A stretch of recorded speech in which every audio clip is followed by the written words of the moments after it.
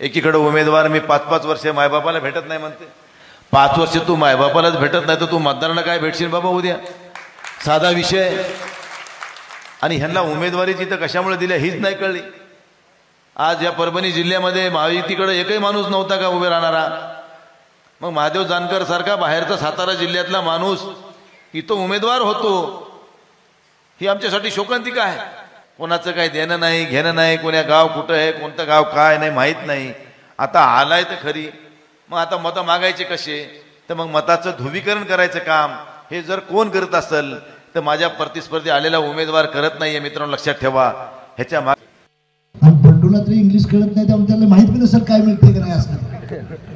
बंडू फार छोटा माणूस आहे, माया नादाला लागू नको, फार फार अवघड आहे तू, अवघड आहे तू।